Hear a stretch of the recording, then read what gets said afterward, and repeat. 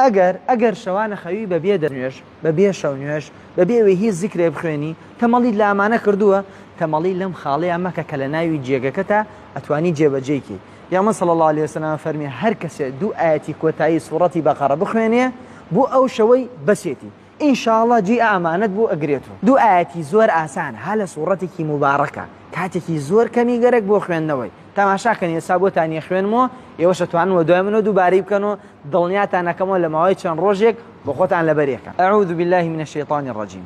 آمن الرسول بما أنزل إليه من ربه والمؤمنون كل آمن بالله وملائكته وكتبه ورسله لا نفرق بين أحد من رسله وقالوا سمعنا وأطعنا غفرانك ربنا وإليك المصير لا يكلف الله نفسا إلا وسعها لها ما كسبت وعليها ما اكتسبت ربنا لا تؤاخذنا إن نسينا أو أخطأنا ربنا ولا تحمل علينا إصرا كما حملته على الذين من قبلنا ربنا ولا تحملنا ما لا طاقة لنا به واعف عنا واغفر لنا وارحمنا أنت مولانا فانصرنا على القوم الكافرين.